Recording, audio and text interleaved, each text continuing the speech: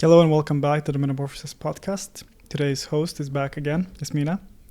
Hi. Hi. Welcome back. Thank you so much. Thank you for being here.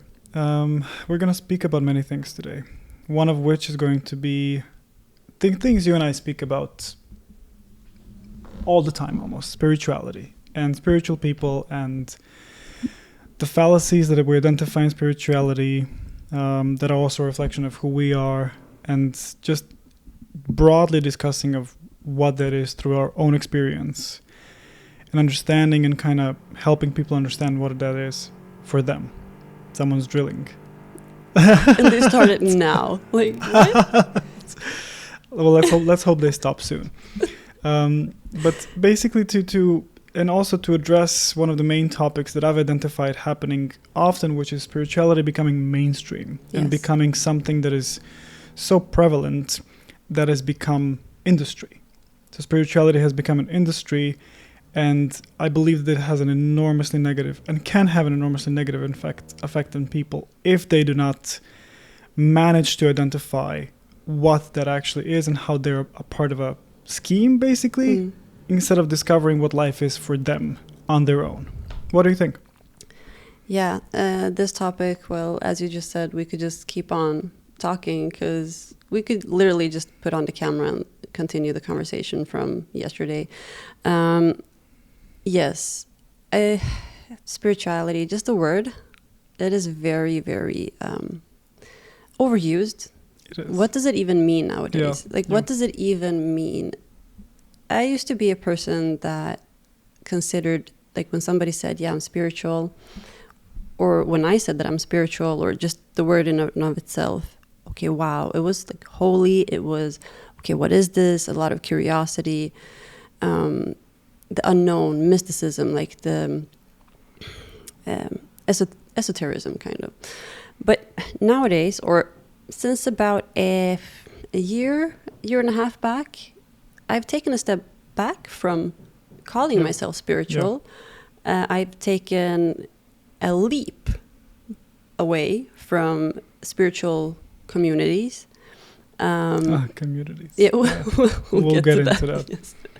But not so much to like isolate from that, not so much to say that I judge it or deem it wrong or whatnot, but I just think that there is too many people today that claim to be spiritual and that, well, preach, you could say, preach, teach, speak of, choose your wording about everything and anything in a mashup. So in today's fast-paced TikTok society, like basically somebody puts something on a 15-second, 30-second clip about chakras or the law of attraction. Oh gosh. Oh, and people love that. Yes, people but it love sells. that because it sells, and it's also when you get into it, you're gonna get tons of books on it. It's gonna overwhelm you. You're gonna be so obsessed with it because what people don't get it is that a lot of people see it as an escape, which it initially is. Yeah. It's simply, oh, this kind of life is much better than the life that I'm living. So I'm going to get all these like Eckhart Tolle, Teal Swan, Joe Dispenza, all these things, which are, again, fantastic books in and of themselves. I think there's no bad book if you really know how to read between the lines and think for yourself.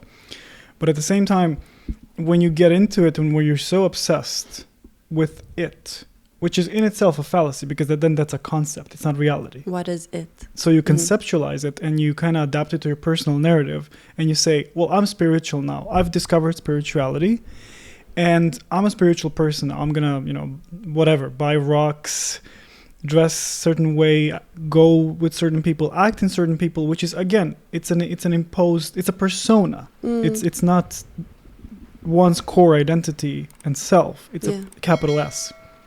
It's when you say capital S, would you care to explain a little bit for any viewer that is like lost now? What does that even mean? Yeah. It's something I read in the works of David Hawkins when he speaks about it so beautifully. Like there's a self with the small s and there's self with the capital S, and the small self is the ego self. It's the creation of the mind, essentially. So what the mind has created in order to survive, the identity, the habits, the way one speaks, expresses himself or herself, which is very generic.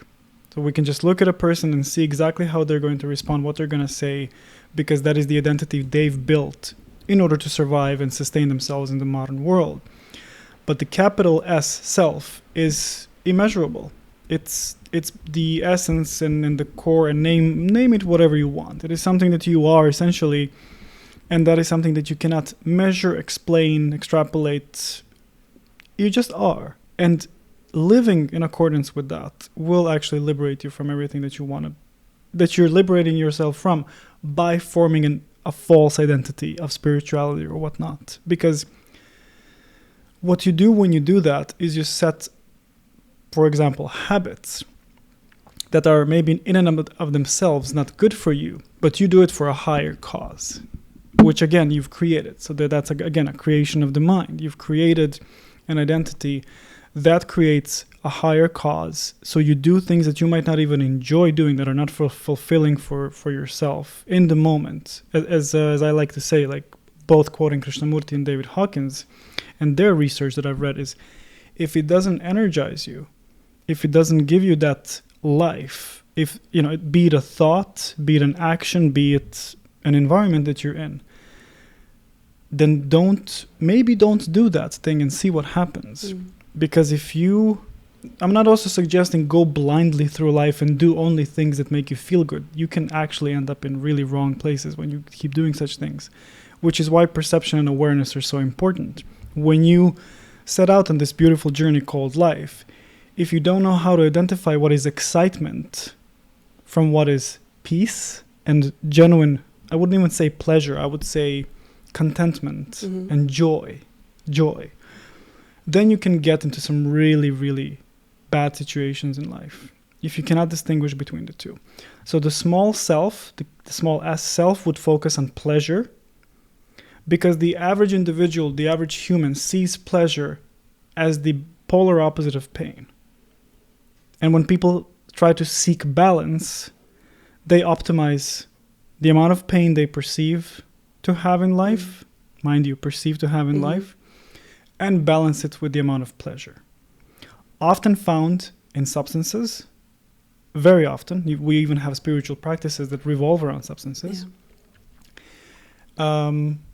Sex, again, under the guise of spirituality and connection and brotherhood, sisterhood, and you name it. All kinds of practices that actually distract you from your core purpose and being, and actually get you away from the capital S self, which doesn't need anything essentially per se. You just are. You simply are aware of yourself. And I'm not saying to anyone, oh yeah, your situation is great. You know, if you are somewhere bad in life, you're going to fix that. But if you're not, you just need to be aware of that, because sometimes the very awareness brings you the solution to the problem. Because we're so used to working hard, you know, the grind set, mindset, culture, hustle culture, whatever. It kills people without them even knowing it, because they can make a fortune because they get it. But that's not what actually fulfills you. Yeah, by doing, like, I need to come up with a solution. Who is the I? I need to take control of this situation. I need to come up with a solution. Which in and of itself is you isolating from the situation. Exactly. So that's a fragmentation of itself. But you said something interesting there with the capital S and the small s. And the thing with this, well, the third S, spiritual, the spirituality, or the hijacked spirituality, you could say. Because spirituality or being spiritual in and of itself, it's nothing wrong. Like it's a very nice thing. But it's hijacked. The small s is hijacked by escapism, because many people who say, okay, I'd rather go meditate or be by myself, or I don't need people because I'm an island of myself, like I am the island. Then by not needing anything, quote unquote, not needing anything, not needing people, not needing help, not needing basic human needs, and then saying, yeah, I'm spiritual, I don't need anything. I can just sit and meditate, and I can live off of prana, or like the life force energy of breathing and the sun. Yeah, there are some people that can do that, but that takes basically a dedication of a whole lifetime to one thing. And many people today can barely focus for 1 minute at a video clip or True. read a book. Which is exactly why the modern, again, Instagram has switched to a TikTok form of advertisement and showing content, because that's exactly how you get people. People who cannot keep and hold attention need something to get their attention. Yes, exactly. So escapism. Yeah. So let's say, okay, I sit and meditate every day. Why do I do it? Like, what is my why? And why is my favorite question in the entire world. Like, why? Yeah, because meditation in and of itself has no reason and purpose. It's simply an act of conscious awareness and thoughtless awareness. Exactly. And again, it's become sold to people. People buy this because it simply gets presented to them as, hey, get this course, unlock your chakras, and activate your kundalini, and do this thing. And I'm not against it per se. I'm just saying, do people actually know what this means? Yeah. Because if you can read it, again, if you haven't read Jiddu Krishnamurti, I really suggest that you do. I'm not promoting any work. I'm saying that that's the work that changed my life, because it's basically as if I were to say something like that and write it. So it's like reading something that I might as well have read. So you could say it resonates very absolutely, deeply with absolutely. you. Mm. And that's why I always say, don't consider anything I say as true unless you discover it on your own. If you read something that says Kundalini, this is this serpent that coils up your spine, your imagination is so strong that you're literally gonna be it's gonna be so nicely sold to you that you're gonna say, wow, that sounds nice. I wanna feel that. And when you do experience something that is similar to that which you've read about, your brain associates what you're experiencing with what you know about it. And when that overlay happens, you can create an entire reality for yourself. And I've seen people live lives like these. Oh, I am this god. I'm a goddess. I am this medium. And I say, well, look, I'm not saying you're not that. But unless the entire humanity agrees with you that you are that, and mind you, if that's possible or not, you kind of are going to be facing a lot of resistance in the world, which is contrary to what people propose, which is, effortlessness. That them being authentic fully as they are is authentic. Because people forget one thing when wanting to be authentic. And that is that they're not separate from anything external, which is nothing but the reflection of the internal. So when I meet people who are, I'm happy, I'm just content, and there's so much suffering in the world, I don't trust them. I do not trust them. Because if you can go, it's one thing to be joyous and to be content and have this peace and carry your suffering and the suffering of the world with you. That's an enormous quality of the mind. But to be ignorant to what happens in the world and to attach to oneself this overlay, this persona that completely neglects and is completely oblivious to what goes on around him or her is, I think, very detrimental to oneself, to humanity, and that can be all changed by just increasing one's awareness of what actually is. What is going on? Who am I? Not label, not status, not purpose. Yeah. Who am I? What do you think? Do you think you ever get to the answer, to the bottom of that question? Who am I? The point is to not stop seeking. Yeah. The point is not to chase for an answer. The point is to never stop seeking, to always ask the question, to be curious about life, because that's the same energy we speak about. If you run into a situation, a person or whatnot, it energizes you. And the choice is there. That there is no choice that you're making, because there is no person making the choice. It's just even automatic. You can say, all right, I made this choice. But the I that made the choice in the past doesn't exist anymore. Right? Because I'm not the same person I was when I made that choice. Yet if someone were to come to me right now in the present and say, oh yeah, you did this 5 years ago. Yes, that has happened 5 years ago. This is what has happened and these are the consequences of that, but that's not who I am anymore. That is not the same person. We observe time in a linear sense, and we treat each other in the same way. We don't forgive grudges. We don't forgive what's happened in the past. We don't let go, therefore we live in the past. I think our entire civilization is so hung up on past and studying history and being so stuck on what has been happening in the past. And again, I'm not saying that's not good, because we need to learn from history, because we don't want COVID to happen again. We don't want the lockdowns to happen again. We don't want to allow people to fall into the, tyrannical jaws of controlling individuals or people in power. We want people to think for themselves and be truly free. And that doesn't mean free from something. It means free. Freedom is a quality in and of itself. And that means freedom of thought, freedom of speech, so that you can really see what this world is about, and not just, watch what is on social media, listen to what someone else told you about some kundalini, about some energy source, and then you just go and repeat it and tell other people, oh, I've had a kundalini awakening. Oh, I've had a spiritual awakening. Because that's, again, labeling one's experience, time-stamping it, and then wanting to relive that experience. And that is not living. It's what I like to say, it's like a reverse trauma.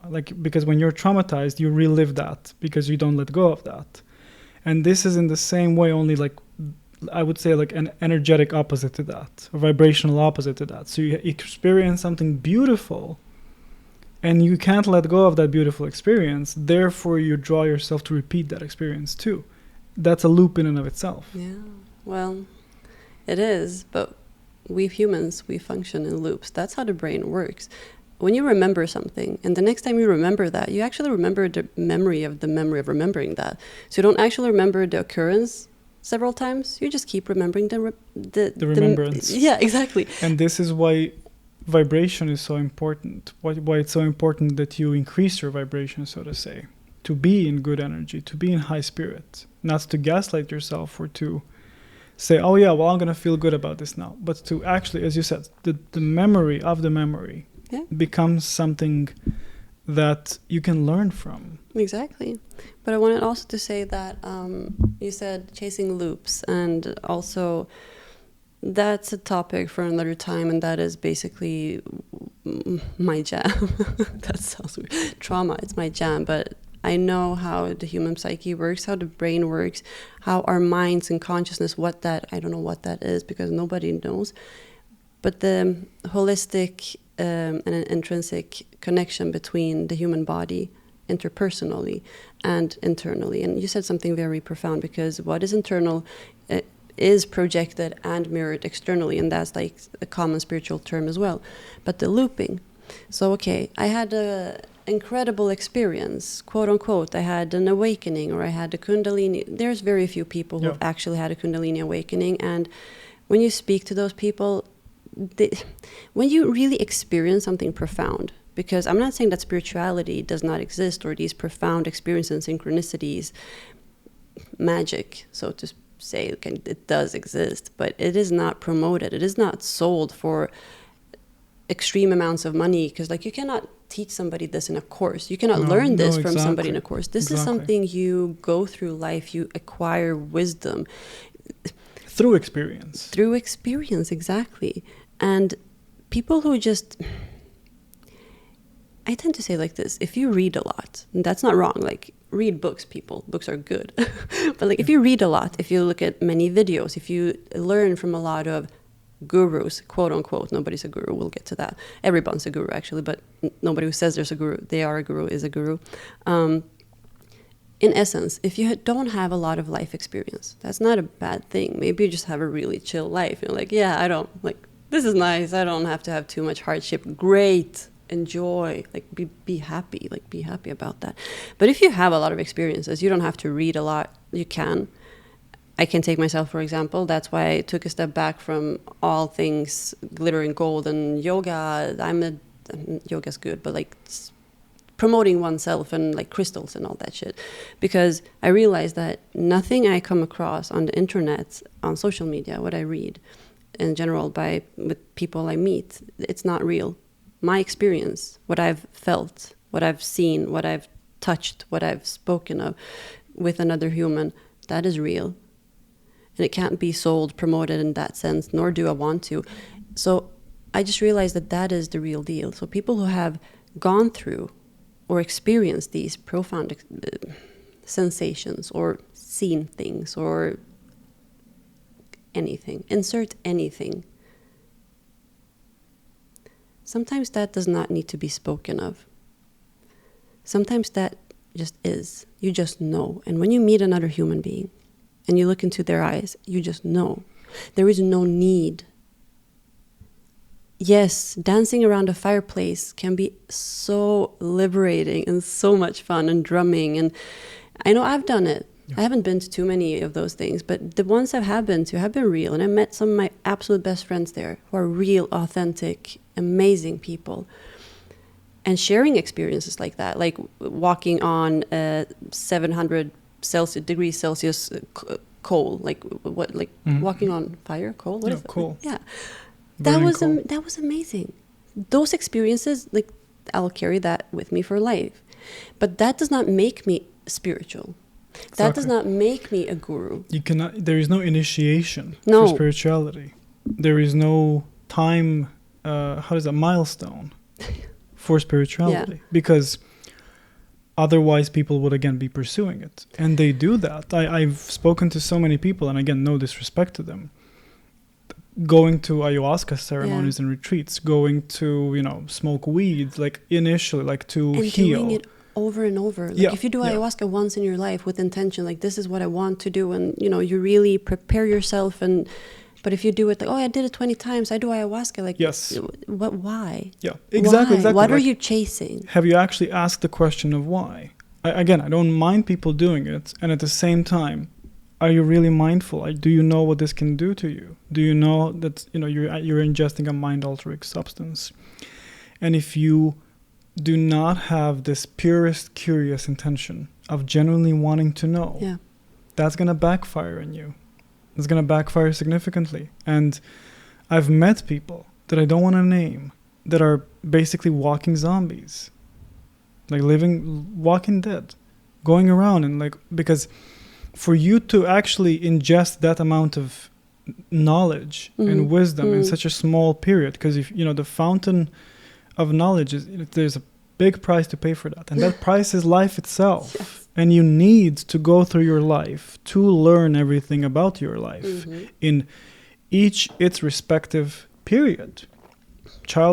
Being born, dying, all of that is part of life. You trying to accelerate that out of fear or inventing whatever story of infinite timelines and lives and how many lives you've lived before, how many times you're going to live in the future, all that is, again, that's created out of fear. Everything that's not here and now, in this moment, you and me speaking about this, is a product of either fear or hope.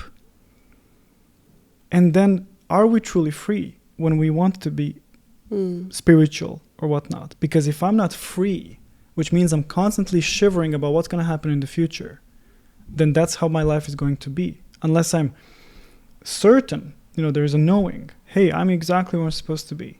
And if I'm not, am I asking that question? Am I asking myself, is this where I want to be? Is this what I want to be doing? And the answer you get, this is also the next level of that. The answer you do then get, if you can perceive a somatic answer within yourself, how do you know how to trust that? If that's your trauma speaking, if your intuition is speaking. The human body is very interesting in that way, because you said, okay, hope or fear, right? Those two words.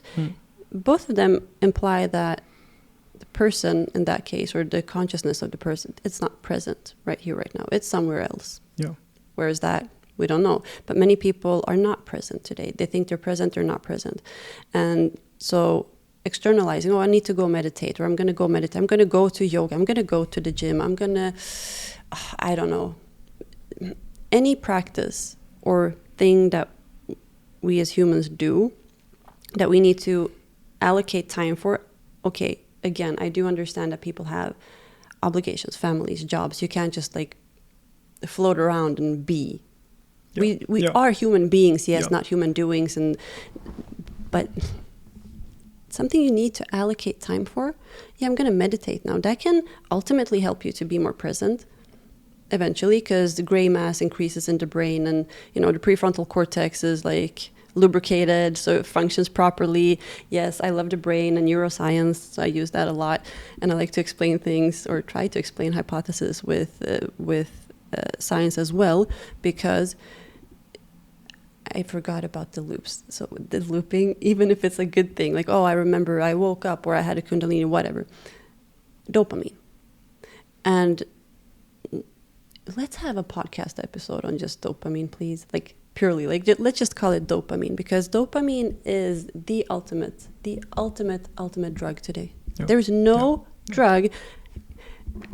Like, I would invite anyone, like, I don't have my podcast, my own yet, but I would invite anyone, I would even name it dopamine, maybe a good idea, to, okay, what is more powerful than dopamine? Nothing. That is dopamine. If I can remember this amazing experience I had, and if I can hold on to the past, because why then do people subconsciously or consciously want to hold on to the past experience that was amazing? Because it gives them dopamine. Every time they remember it, rush of dopamine. Every time you open Instagram or TikTok, dopamine. Every time, and that is actually in the anticipation of the event, not the event of it in and of itself. So the anticipation of the next episode of your favorite show, the anticipation of going to the gym, the anticipation of going to meet a person you're excited to meet. Yeah. That is dopamine. And what happens if we increase dopamine all the time? The dopamine receptors get tired, so we need more dopamine. Yeah. Tolerance. More dopamine. We build tolerance, and then in that seeking of more, it just never ends. It's something that I see so much in this like hustle culture, and something that TikTok is overflowing. And I don't want to talk about some random social media app, but I happen to use it for promotion and for just, actually exploring good content to use for my content, for this podcast and YouTube channel. And God, as a guy, it's so attractive, but it's also, as you said, it's pure dopamine chase. Like, become this guy, become the alpha, have a good car. Yeah. You can do it. You can build an empire. You can build a business. And it's all, men love that. Men swallow that like nothing, because a lot of guys want and need to feel respected, to feel valued, to feel appreciated. But unless you do that for yourself, no matter if you're a man or a woman, nothing you do will actually reflect that, because you'll still enter that with the same mentality. Even though you chase dopamine, it will only come to you in like you will be spoon-fed dopamine by people who are actually more successful than you, because you're not aware of the hierarchy that exists, whether be it spiritual community or spiritual industry, be it hustle industry, hustle economy, whatever it is. You're only a small player there. Because if you want to make your way up, know that there's a hierarchy that you're a part of the moment you said, I want to jump on that ship. And you need to climb your way up, my friend, if you want to be on the top. What I see so many men do wrong is exactly this. Oh yeah, I'm just going to start drop shipping now. I'm going to print shirts and become a millionaire. And I'm going to build my own brand. And good luck with that, because I'm doing that. And it's so difficult, because you actually have to do so many things and make this process as enjoyable as possible, and not always do things that are enjoyable. And if you want to go to the top, if you want to go achieve anything, it takes effort. It takes time and it takes effort. Trust the process, right? And any fame overnight, there's like, what is this? Like, people who win the lottery, they're not used to being super rich, so they don't know how to handle the money, because I'm just hearing so many cliches now, but like, with great power comes great responsibility, and which is true. So overnight fame, overnight success in the hustle economy regarding men, because we speak a lot about intersexual dynamics, but in that case would be, get rich fast. Or for women, it would be, well, kind of also the same thing, but like, become popular or famous fast or whatever. I just figured, I thought of something when you said this hustle economy thing. Don't you think, or what are your thoughts about spirituality as a concept online? Becoming a hustle economy, could you say like a brand, like that is an aspect of the hustle economy? Yes. With the spiritual people selling courses and, yes. I'm this and that. And this is how they label it. They label it escape the matrix. So they use spirituality to make it marketable through matrix, through naming this society and everyday life a matrix, and literally selling to young people or old, it doesn't matter. Oh, if you want to escape the matrix, do these steps. Like, Andrew Tate guys, and then the people who are into the hustle stuff. Like, oh, here's how to escape the matrix. But what these people don't understand is that the moment that you have a concept of the matrix, you're trapped. You're trapped. Yeah. Because you already created the matrix. Yeah. And this is what people don't understand, because anyone who's trying to sell you a story, a course, a 5-step guide, 3 rules how to escape the matrix is actually trapping you into a narrative that you're feeding into through your attention. Yes. And you're giving these people attention, and the more attention you give them, guess what? They become more powerful. Yes. They become more stronger. I had a fantastic conversation with a dear friend of mine, I think a year ago, and we spoke about why social media is actually dangerous. And it's because if we go 2,000 years and more back, in the time where gods were basically, belief was what was guiding nations and tribes. So people would gather and celebrate an imaginary, god or whatnot that they invented, that they would bow to and follow. Now you have people on internet who are followed by billions. Now imagine how powerful that is. When you have a tribe of 1,000 people, let's say, Mesopotamia, for example, if you have that kind of a tribe and a civilization that powerful at the time, that was only gathered around the belief in a god, in a deity, imagine how powerful these people are if another material beings, flesh and blood, demigods, believe in them. Yes. Imagine the power of these people, and imagine how dangerous this can be if people don't see it. If people don't see the danger of that. And actually, not just danger, responsibility that they have. So if you, believe me, I don't take what I do lightly, because this is an enormous responsibility. Because whatever I say, someone will hear. Whatever I say will reach someone, touch someone, in a good way or bad. And it is in my highest best interest that they discover the truth on their own. Not me telling them the truth. Them discovering it. And me simply being the messenger, the beacon, whatever, give me whatever label you want. Or don't, best don't. But see this for yourself. There is no matrix other than the one you create. The government is only as strong as much as you believe it's strong. Yeah. If, for example, I have nothing against the police per se, but it's a creation of the mind. The human mind created security, police, whatever, through history, through organized work and labor. But if collectively as people we took away the power from the police by simply saying, well, you don't matter, I'm going to do whatever I want, then police would lose power. Yeah. If the entire country stopped paying electricity bills or taxes, that country would fall. That country, that government, that thing that's been ruling people and not preventing them from being free would fall apart. Yeah. If you, because it's called a belief system for a reason. If you believe, you create that system. Now imagine if you believed in yourself in the same way you believe that if you don't pay your taxes, you're going to be kicked out and end in the street. If you don't pay your rent, the life is going to be over. And now imagine believing that, if I take care of myself, life gets better. Yeah. If I take care of people I love, life gets a lot better. You don't do it because of that. That's again a trap. Because I've met so many people who do that. I'm going to do good things because good things come back. It's just a natural effect of that. It's the outcome. Yeah, exactly. It's the outcome. No expectancy about it. It's not a goal. The goal is not to have more by giving more. The goal is to give. The goal is to be that person that can give. That's the most beautiful thing in the world. And I think that a lot of these gurus, these like self-help gurus that I've read so much about and have read them myself, kind of trap these people as well into their own little cult, into their own little, because it is an economy, it is a business. Teal Swan, Eckhart Tolle, Joe Dispenza, all these people we all have communities. That's no secret.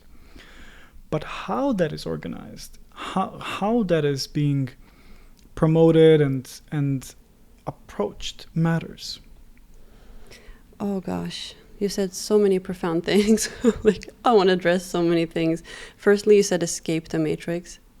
Like, seriously? Like, people, do you escape the Yes. matrix? Yes. Okay, you create the matrix, yes, but what? So you escape from yourself. Basically, they're saying the matrix is still there. Yeah, so they create like, oh, I'm this person and I created this course and I think I'm a super guru because I kind of had a semi-spiritual awakening through an ayahuasca drug ceremony, whatever, because it's drugs, it is like weed, all of that, all drugs. Anyways, not saying that it needs to be bad, all about intention, la la la, but, you know, I create this course, right? I'm a woke person. Pay me so much money. Thank you. I just copy paste shit. I give it to you. You're gonna wake up. So I give you a manual instructions. I keep programming you. And by doing that, I fragment you even more. So I'm telling you basically escape from yourself, fragment more, so you'll pay me more money. So I just see it as a kind of a pyramid scheme in a sense as well. And I don't necessarily, you mentioned Teal Swan, you mentioned Eckhart Tolle and Joe Dispenza. There are many people who are well known, that are famous, that are at the top, quote unquote, in the spiritual community. We could mention them, but in a sense, I would say they're not the biggest threat to society at large that wants to not escape the matrix, but to accept a potential matrix, but accept the world as it is and yourself, and start seeing, okay, what can I do better? How much more love can I give into the world to be more joyous or whatever? Not to gain something, which is like, how much love can I give out? But okay, if people don't know what love is, then that's also hard and difficult. So if people keep selling you a concept, this is love, this is spirituality, this is how you do it, how then would you know what love is? How then would you know what joy, bliss, or just awareness is? How do you know that if you keep taking in others' perceptions and answers, not trusting yourself? And then why don't people trust themselves? We can go back to, it comes down to childhood also how we grew up. Why don't we trust ourselves? When I said, okay, can you trust that the answer you get for something, is that your intuition, your instinct, like really the thing for you, or is it your trauma response? Because trauma response can be very similar to your intuition, and people go around their whole lives thinking, yeah, this is my intuition, or in this moment I felt like this. Trauma, like going around being traumatized all the time, and thus justifying that with that. Yes. They do something and say, well, that's how I felt that way. That's no excuse for what you've done. If you've done something wrong, if again, accountability, it's accountability? It's about there? agreement. Yes. If I come to you and I say, hey, what you said hurt me, then if you just ignore that, I'm fine. I mean, I can take care of myself always. I just owe that to you and myself to tell you what about your behavior caused harm to our relationship. Now, I don't, me not necessarily, I can take care of myself. Everyone can. But to communicate with you, to see whether or not this relationship matters, to whether I matter, whether you matter, because I am essentially you. And if you just go around and say, well, that's how I felt in the moment, well, yeah, we know that for a fact. That's a fact. Mm-hmm. What we do with that fact is what matters. Yeah, and also not just what we do with that fact, because that then has already happened, because I strongly believe that the most spiritual thing is love, self-love, and also love amongst people. And not the love like, oh, I love everything. No, but like in relationship, because we get like, okay, we get traumatized and hurt in our early childhood and throughout life in relationship. And Teal Swan speaks a lot about this. And I really, really enjoy her videos on these topics, because she's one of the people who profoundly can describe this to a T. Because we get hurt in relationship, but we also heal in relationship. And that is why, not saying that everybody's around like broken and need to heal all the time. You're perfect as you are, but also look at yourself in the mirror and also in the mirror of another. Because what we always say, like, hey, mirror, because we see each other in each other. Yeah. And that is how you also get, oh, wait, I did this. If I did something that hurt the relationship, or you did, or whoever in their respective relationships amongst people, that if I love you, I will take your interests as my own. Because if I don't, then I don't love you. That doesn't mean I need to change you, and like that's why like people, you can love people, but like, there's different love. Like what is it? Ancient Greeks, they had like 7 words for love, different types of love. Amazing, because there are different types of love. But whatever love we speak of, it's like if I respect and love and honor this person, if I disown you, betray you, hurt you, then I haven't taken your interest. Because everything is interest. Like we need to breathe, we need to eat, we enjoy each other's company, we speak, we learn everything. Then that is not actually that. And I'm saying this because if we take on concepts of what love is, what spirituality is, what success is, what fame is, what relationship is, we don't then experience that ourselves. And sometimes in life, real wisdom comes through life experience. We need to, we need to get hurt. I don't say we need to, but in order to actually learn something, you can't read it. Some people can. Good for you people. I'm jealous of that. Like seriously, I would want to like, oh, I read that, learned, boom, good. But true wisdom comes from life experience. And some people have more profound and volatile and extreme life experiences that hopefully etch themselves in. But you cannot teach this in a course. Like, hey, don't do this because then that. Yeah, sure. But you need to experience life. And if you have experienced hurt, loss, if you've betrayed and been betrayed, if you hurt somebody and been hurt, all of these things, you would then know that love, spirituality, enlightenment is love, and to love people and to respect them. But firstly, that stems from within. So first look at the own mirror and then look at another mirror, and not project and deem people, oh, you're like this, you're not spiritual, or you're super spiritual, you're a guru, you're not a guru. I'm a goddess, you're not a goddess. What? What with all of these concepts? Like, why? Spiritual ego. Mm-hmm. Spiritual ego, just identifying with something and giving it a form, giving it a name, giving it meaning. Mm-hmm. I'm not saying don't give meaning to things, it's just giving meaning to that which gives you pleasure. I've met people who did this.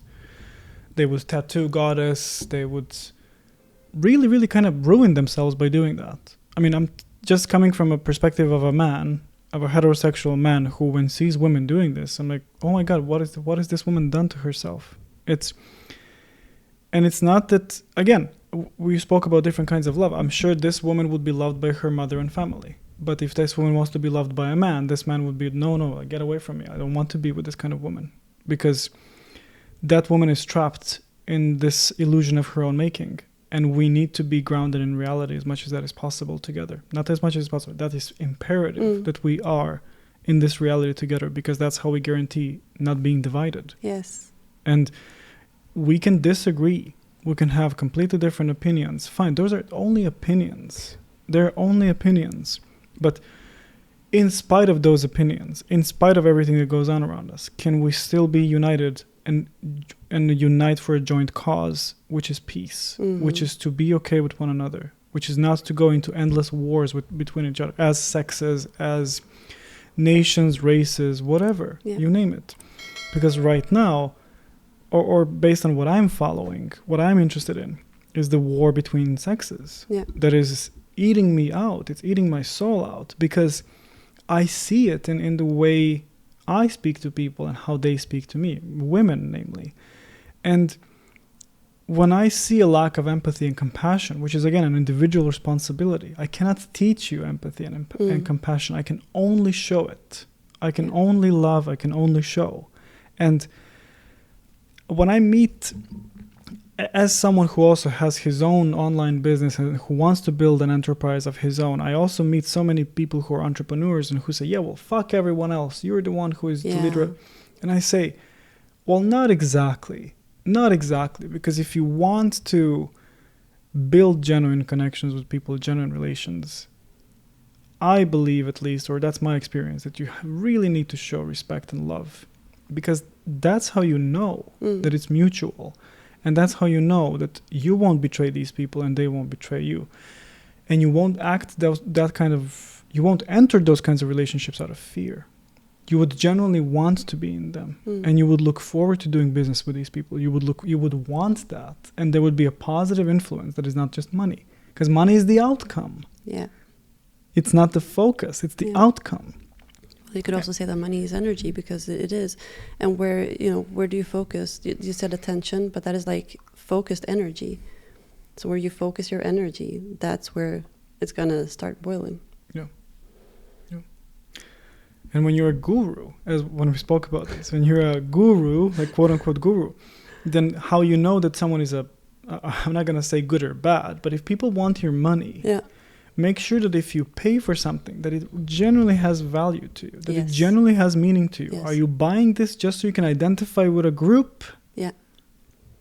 Or are you buying this because this is something you need? Exactly. Like really, really need. Will this enhance my life? Will this actually help me? Yeah. Not because my friend said so, not because somebody on the internet said so, not because somebody said, I'll teach you the secrets to life said so, because you actually feel like, this is for me. Yeah. Yeah. Again, it's the more we build our success, the more we see the pattern of it. Oh, there's this merch, there's these t-shirts and logos and stuff. And people, again, they love to buy this. People love to buy. They love buying. They're not going to admit it, but they enjoy buying. Dopamine.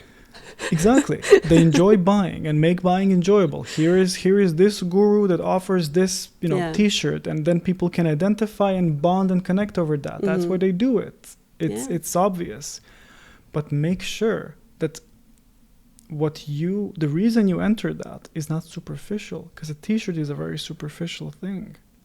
I can put any emblem or marking that I want on me, but that still doesn't show anything. It's just a symbol. It is a symbol. And if I want to get to know who you really and truly are, then I'm going to do that, because I don't know what I'm going to find.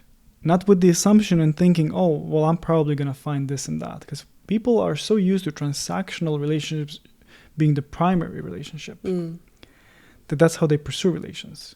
In a primary transactional sense. Not love, not care, not empathy. Transaction. And by all means, you should to a certain degree.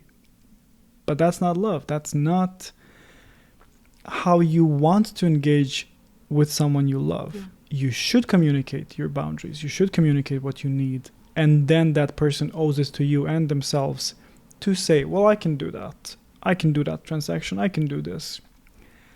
Sounds very formal. It's not. But if you really can own yourself to that extent, to that degree, life becomes a lot easier. Do you think that life is supposed to be easy? I'm not sure that anything is supposed to be a certain way. I've let go of that a while ago, of how things are supposed to be, because again, I can know what doesn't work in the moment, and I can only learn from that, because a lot of energy of mine gets lost and dissipated into the expectation of what is supposed to be, should be, because if it doesn't happen, I get disappointed. There's so much negative emotion coming from the anticipation of something and how something should be. And at the same time, if I instead focus on what has happened and what was outside of my control, and the more I accept it and come to terms and peace with it, the more I'm actually hopeful about a good life that is becoming increasingly beautiful. Like, for example, a message today from my father, whom I haven't heard from in a while. And that having changed so much and already shaping the course and direction of my life in the ways I could not have predicted. So it's simply not resisting what goes on and learning from what goes on about myself, about everything involved in the process, and just moving on with such swiftness and grace and nobility. Sounds beautiful. It is. It really is. Yeah. It's just acknowledging and accepting yourself for who you are by learning about yourself, not deluding yourself, not being delusional. Oh, I'm like this. You know me, I love stoicism and things like that. But that's such an easy trap for us men too. It's like, it's a perfect philosophy. Just whatever happens, just brush it off and you just move on with your life. Well, yeah, but it's still a philosophy. It's lens through which you see reality. It's not reality. Yeah, overlays. It We is. as It is an humans, overlay. men and women, and you tend to say that women are more adept at doing so by their emotional and cyclical nature, and I can actually agree on that. But like that, we live in overlays. But at the same time, men do it in a different sense. We all do it. We have an overlay. An overlay is like a filter that we view reality through. And that's actually not what is. Because reality is painful and people want to avoid pain. So they connect with other people in communities, be it spiritual community, be it whatever community. But we need to connect as humans, because isolation and disconnection is the worst thing. But many people in specifically spiritual communities, or these quote-unquote gurus who are not gurus at all, they promote isolation in a sense because... Yes. Yeah. Because you're easier to manipulate and control. Of course. Why do you think people go to gurus? Because they're... why? Do you mean like why they listen to them, or why they like... What would motivate a person to say, hey, I listened to... Sadhguru. sad, guru. So sad. It's sad. The sad situation. I listened to Sadhguru, and what he said was, he said something wise. Why would a person choose to, instead of him or her following their own life, why would they, for example, frantically consume Sadhguru's content? You took one guru, for example. I'm sorry, just like... name any. But take any guru. I have never thought about this, but it just hit me now, and please continue. But why people choose like, oh, this is my guru, like this is the person I follow? Right. Because something within the message like resonates. Confirmation bias. Yeah, this resonates. It confirms an ego investment. Yes. An ego investment idea or belief. Yeah, because many people say many wise things. Why do you choose that person for that? Yes. And please continue what you were about to say. No, it was a question. It was like basically, why do you think people do these kinds of things? Why give control, so much control and responsibility of your own life to someone else? Oh, okay. Do you want... There is no short answer to this, because this... Oh, gosh. Hit it. I'll do a season of episodes on this topic. Why people give up control. Power versus powerlessness. Oh, gosh. Note to self. I need to develop this further. People in general, where there is power and powerlessness, where there is control and the lack of control, there is no love.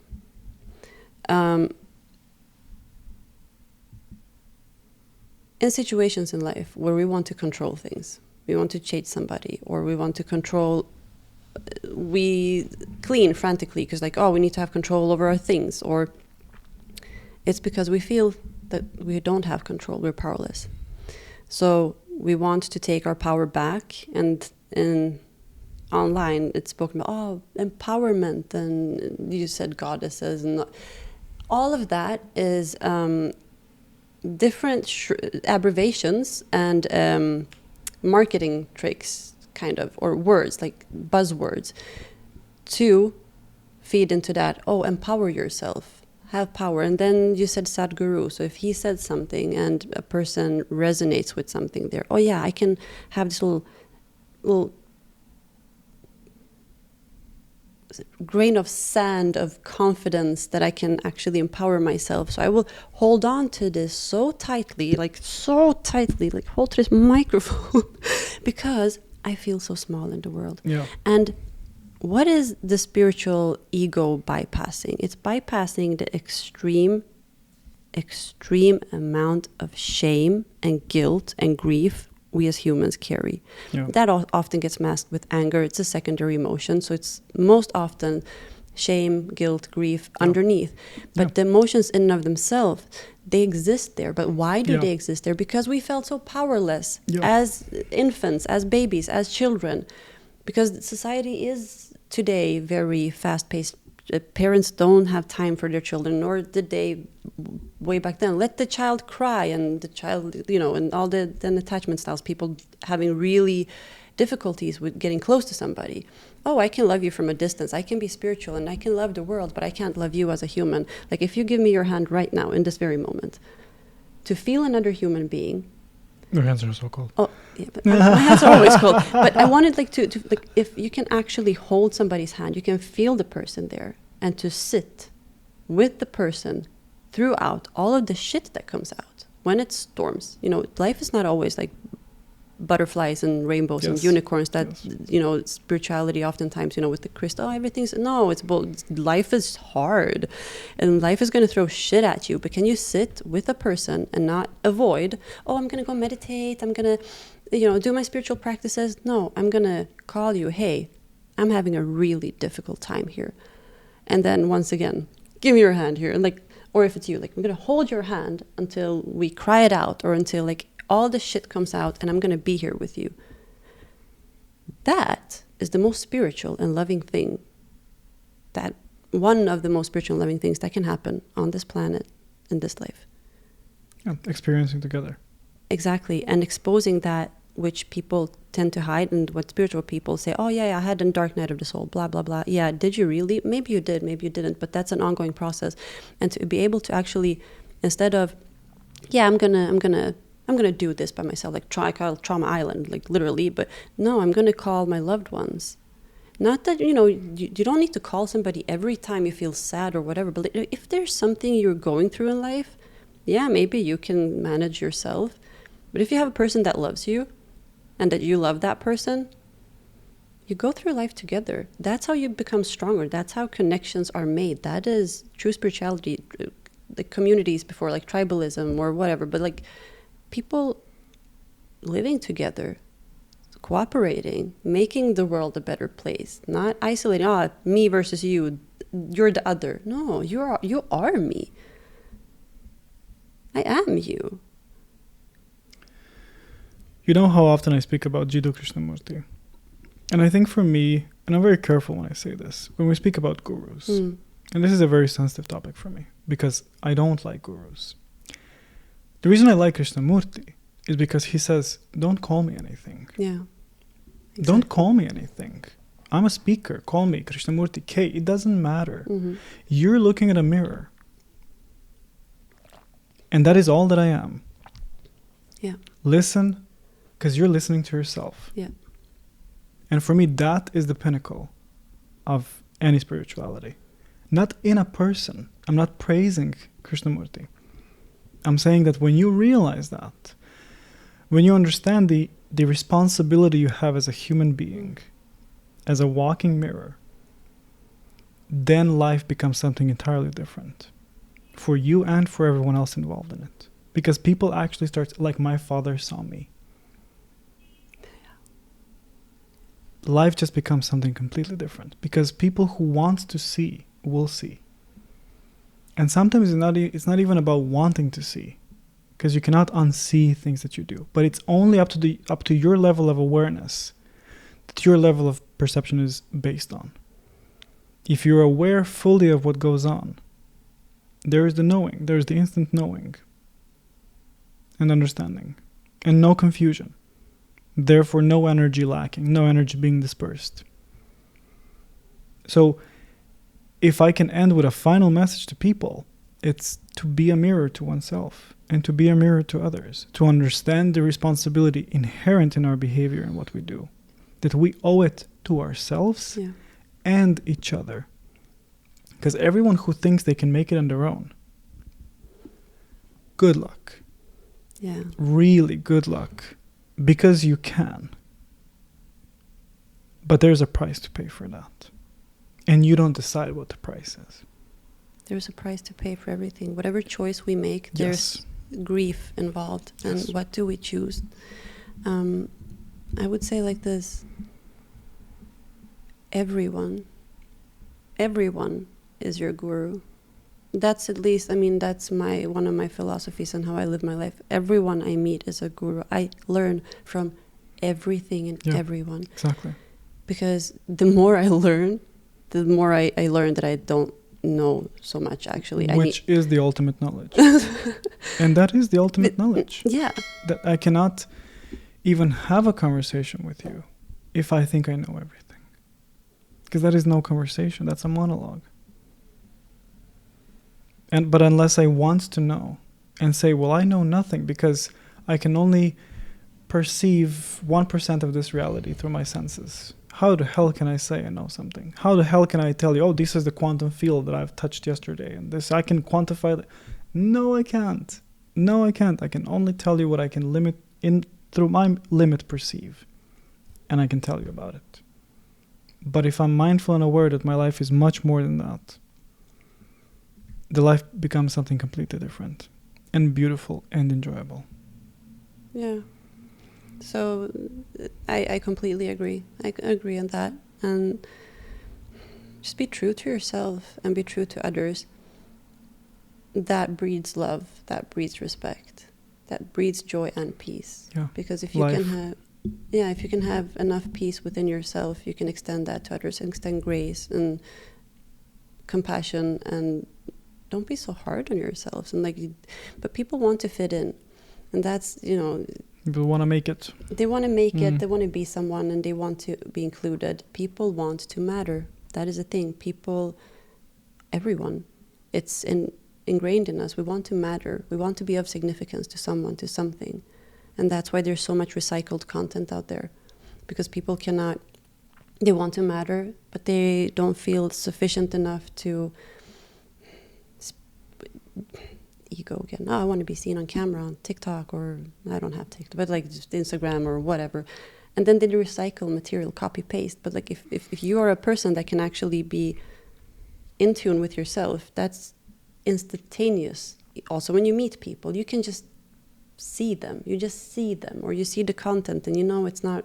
Exactly.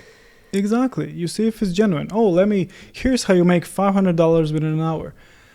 Do you really guys think you can do that? And if you can, don't you understand that you'll be the next person saying that? Yeah. To tell other people to do that. That's the pyramid scheme. That's the ultimate pyramid scheme. This is how I learned this. I can teach you too. Everyone who does that is gonna get you into that, and you're gonna have to do the same to maintain that.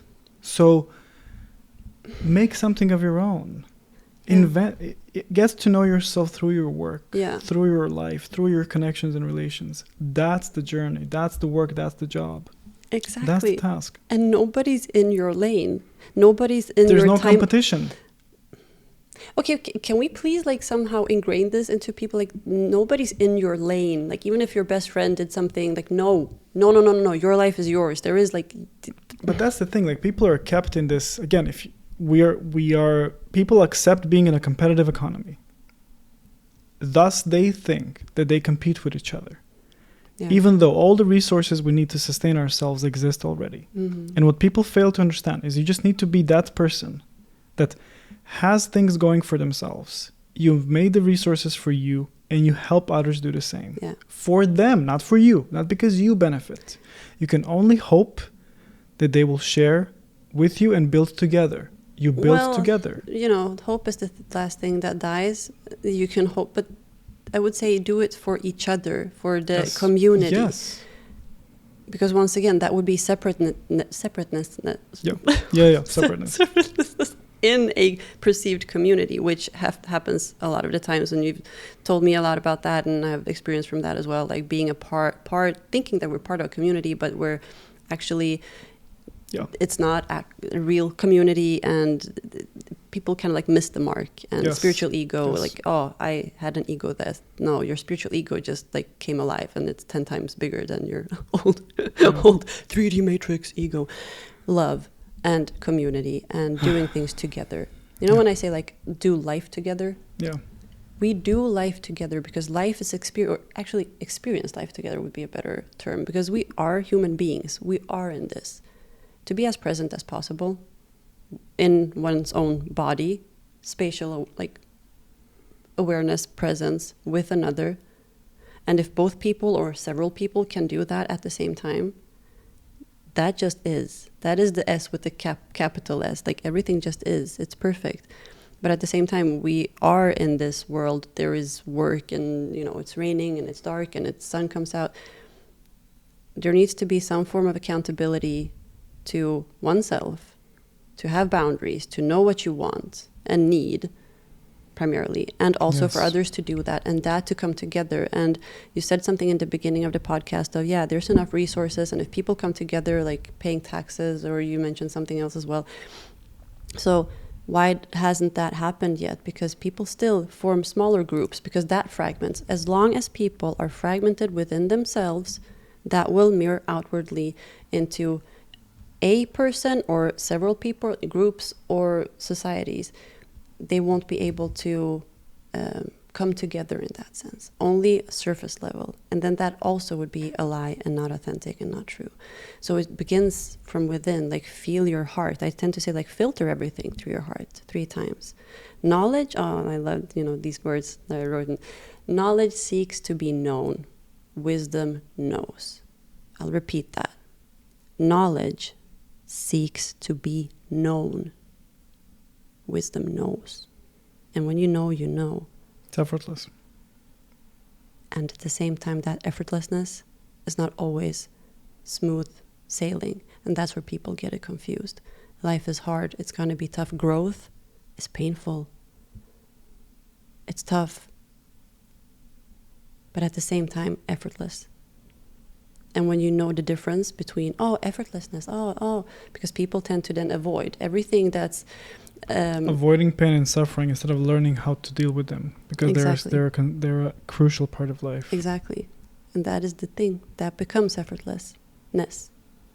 And what's deemed as pleasure, or just more pleasure, or avoiding anything that's perceived as a threat, avoidance. I'm going to go meditate over here because I can't actually be in a form of relationship with another human being that's, touching upon my, exposing like my shame, or I'm not good enough, or all of these things. That in and of itself becomes pain. What life is? What kind of life is that? Show yourself, show your full self. I'll show my full self. If that is a community, then where people can actually show, like, this is me, yeah, and I'm like this sometimes, and I'm like this sometimes, and I'm accepted, but I can also be mirrored. And thus, by a natural consequence, my behavior or these bad traits change. That's how, bloom. If there's shit, use it for fertilizer, and then there's flowers and they bloom, and then we're all like blooming flowers. Externalize now. but yeah, so follow whoever, but be mindful. I would say be very, very mindful. Question very everything. Mindful. Question everything you follow, you believe, you know, you think you've learned. Just question. Never stop questioning. But also trust in your inner instinct, your intuition, and try. I would say like this. And please, do you agree with this? Because we never spoke about this. Practice and train. How do you distinguish between what is? Because I have spoken about this so much, never on camera, never but how do you distinguish what's your trauma response, what's your actual intuition? Because if that compass, your inner compass, can be heard or felt or sensed, then the world is your oyster. So if you question everything, this also then you can also be like, question yourself, and then you get distracted and also fragmented, right? If you don't know, because there is no self. That's what I mean by that. You question everything because there is no self that questions it. Because if you were to question something from a perspective of the self, which is a creation of the mind, that will fragment the issue even further. But if you question as if wanting to understand, not question as in doubt, but question as in wanting to understand, curiosity. Big difference, yeah. That never stops. That's a never-ending process. That's what keeps you going through life. That's what keeps you motivated, energized, curious, hopeful. That's what I was getting at, because we spoke about that, but just like, there's going to be people watching this, and I don't know, maybe I care too much, but I don't want anybody to be like, starting to question themselves, but to exactly what you just said. That's why I kind of wanted you to say that. Curiosity. Ask why question with a curious mind to learn more, to expand. And the moment you say, I got it, you don't, because the next moment, that's not the same thing that you got. You don't get it. You got it now. If I say now, I got it, 2 seconds passed. That moment is gone. As you say, new level, new devil. Yeah. You're already there. Yeah. Congratulations. You just took one step. Keep going. Yeah. And also be mindful when somebody else says, I got the secret recipe to all of you. Yeah. I'm sorry, crying. Like, I don't know if I'm actually crying or if I'm laughing crying, but like, I got the recipe to all of your like issues, and like, I'll solve them. Be mindful of that. Nobody has. Take what serves you. You know, if this works, try it out, but like, don't buy it. If what I offer helps you, great. If it doesn't, move on and do your thing, and just either let's help each other do this, or let's not get in each other's way. Yeah. That's it. Everyone is your guru. Learn from everyone. Yeah. And you are your best guru. But sometimes it's hard to see yourself. That's why we need mirrors. No, of course. Of course. But if you can take a good, close, deep look at yourself, then that's all you're going to be seeing. Yeah. Otherwise, you're just project on other people. Because I learned this very recently. When you look yourself in the mirror, do you seek for flaws and imperfections, or do you just really look at yourself in the mirror? Try that. Have you tried looking yourself in the eyes? Yes. Like eye gaze yourself in the mirror. Yes. See yourself. Yep. Getting lost in yourself. Yeah. Yes. Not like in an ego way, like every mirror, like, oh, look at me. Oh, no, but like really see into the windows, like eyes are the windows to the soul. Like look into your own soul. Yeah. Jasmina. Yes. Thank you. Thank you for being here. And to everyone who watched or listened to this, thank you so much for your time. We take suggestions if you want to discuss certain things. Jasmina and I have tons of topics, and this podcast is also going to keep going, exploring so many things. I'm being increasingly concerned about CBDC, centralized banking digital currency, which is something we spoke about a few days ago, because I also want my podcast to be about financials too. I think people really need that, and same as it was with COVID, same as it was before that, just trying to get people informed and to not pretend that I know something, but to really just keep the conversation going and to encourage people to keep talking about things, because that's how you keep this world alive. Yeah, awareness about what's going on. Yeah, not to censor each other, just to keep talking. If you're watching me on YouTube, you can subscribe. I really appreciate that. Jasmina is going to leave her contact information if you want to contact her. Or not. Well, I'm just like starting, because I've been, what we just spoke of, like I'm a living example of that. I never speak of anything I haven't experienced, lived through myself, and not to say that everything is a personal experience, but I've lived it, and I've been too shy to even speak on camera. This is the second time, and this is what I mean, like the embodiment of how we as humans expand our awareness, like that's the expansion, and this is amazing. So yeah, soon enough I'll leave my contact info, and I'll definitely be more present online as well. Thank you. See you in the next one. Bye.